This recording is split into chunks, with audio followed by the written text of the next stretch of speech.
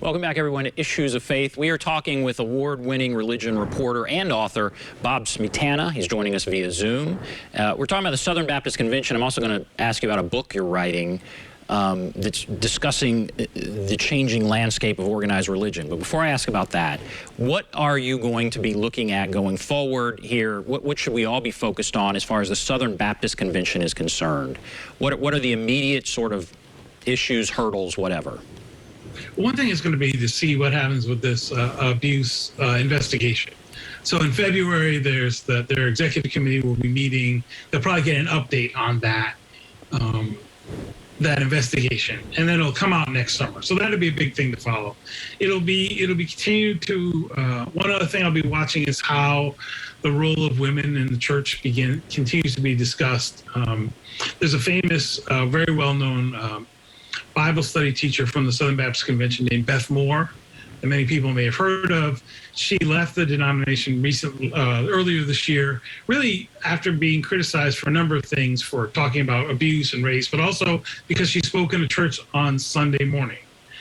So there's a kind of a push right now. So the way the Southern Baptists work is their statement of faith says women can't be senior pastors of a church, and but every church can pick its own people and run its own affairs. So there are disagreements whether that means they just can't be the head pastor, or if they can never do the things that pastors do, like preach sermons. So there was a push earlier this year to, for example, their national, what's called the North American Mission Board, which starts new congregations, will no longer give money to people that have women on staff who have the title pastor. So they could be the children's pastor or the associate pastor. No, that if they have the word pastor, they'll no longer get money. Or if a woman speaks on Sunday mornings during a worship service, that will get your money cut off. So that's a big deal. There's a big disagreement over there because there are lots of women in the church who don't want to be pastors, but they speak or they have leadership roles, and there's a push to, not just to say they shouldn't do that, but there has been a push by some to see that women that might want to preach or be able to teach are somehow enemies. So that's a big deal. So how will that all play out?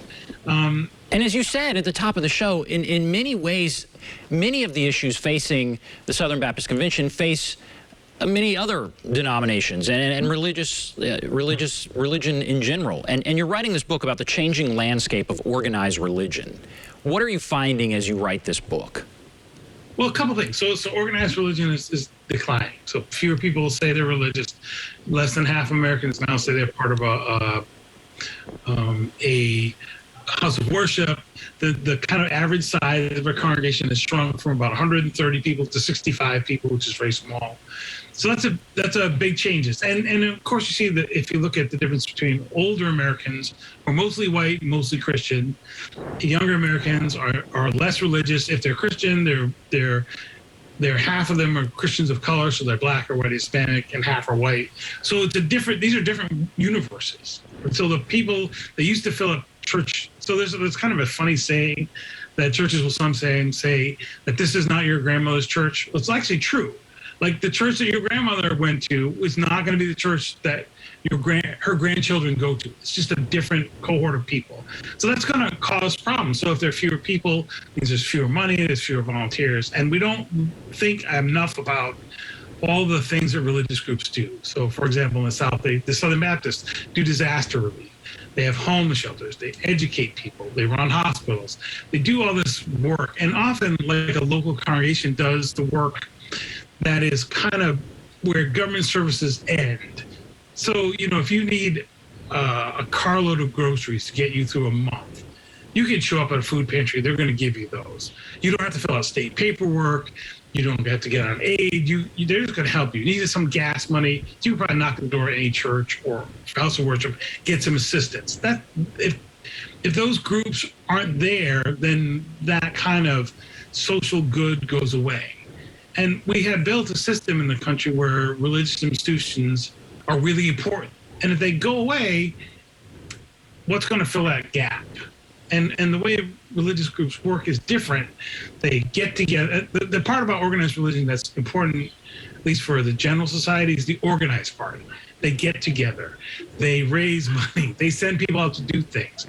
There's a growing kind of group of people who are spiritual but not religious.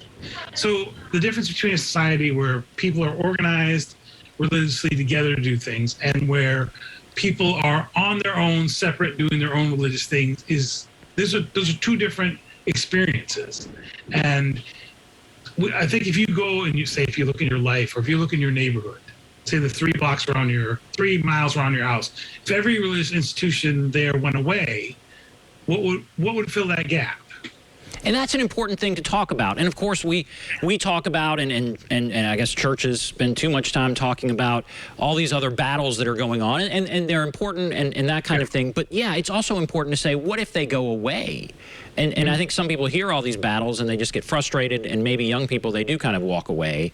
And so as you look at the changing landscape of organized religion, what do you see? I mean, I think it's an important thing to point out. Yeah, what happens if it goes away? Are you seeing things that are working and that will prevent it from going away, that others should follow, or what do you find? There's some. There are. I think we're at a point where religious leaders have to start thinking about this. So in some ways, there are ways that people are, for example, the Southern Baptists, with all the internal politicking they do, or if you say the United Methodist Church, which is on the verge of one of the other large denominations, they're on the verge of a schism. They're going to schism. Well, they are also losing members like crazy. There's steep decline. Most of their congregations are small. The political infighting over important issues is taking all the energy away from this other issue, that they are in decline and they're not connecting with people and they're not sustainable. And there's, when this is like in the United Methodist, when the schism's done, there's going to be there will be less resources, less people to address those other issues. So that's one thing. I think you're seeing growth of, say, multi-ethnic congregations, new churches planting up. Sometimes you'll see an old congregation that will have a new congregation come in, and they'll merge or they'll give their space up to them, and that'll start something new. So things are always starting new, but I think we're at a point where the institutional leaders have to think about the long term and say, what are we going to do about our sustainability for the future? And how do we be faithful to who we were, but operate in this new world, which is so different? Because I think religious, like pastors and ministers and imams and things, they always think the problems are a theological problem. If there's not enough people, we got to preach different. We have to sing different songs. We have to, tell more people about Jesus or whatever we have to do. Pray more. The problems they are facing are not theological problems. They're sociological problems. The demographics of the country have changed. People no longer trust institutions. People have moved. People are no longer tied to religion. They're not going to show up your door because you're there. They're not going to trust you because you're a religious leader. So you're going to have to adapt to that new environment. And I don't think there's been enough thinking about how do we adapt to that? Because they're stuck in these theological battles, which are important. So you don't want to say you shouldn't understand your beliefs, but they should also understand the world around them. All right, it's fascinating. I love talking to you. And now we only have a couple minutes left, and I want people to better understand the religious news service where you work, and if they want to follow the work that you do, how they can do that.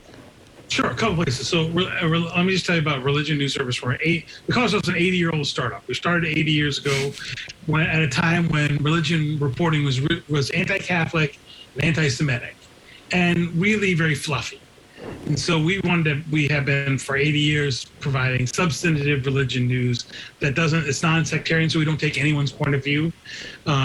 And we were nonprofit for a while, we're for-profit, we're nonprofit again. You can find us at religionnews.com. That's our website. You can also find us in other places like the Washington Post, the Houston Chronicle. Both of those republish our stories. But the favorite place, easiest place to find us is at religionnews.com. You can find us on Twitter and Facebook and all the other places. All right, we have a minute left. So I wanted to get that in, but I also wanted to ask, so we talk about Christianity. I mean, that's kind of what I focus on. And you're talking about the changing landscape of organized religion. Are these same issues outside of Christianity? Does it impact all religions? Yeah, it impacts them in different ways. So some synagogues are facing aging congregations and changing kinds of congregations. I think other groups are facing other issues. They're becoming a little bit larger. They're still very, very small, but they're becoming a little larger. And so now they have to think about, how do we build institutions? How do we organize? I think even people in Nashville, we have a thing called the Sunday Assembly, which is a gathering of non-believers. And they have to figure out, well, how do we do this organized and build this for the long term? So yeah, they've been on here, the organization of non-believers.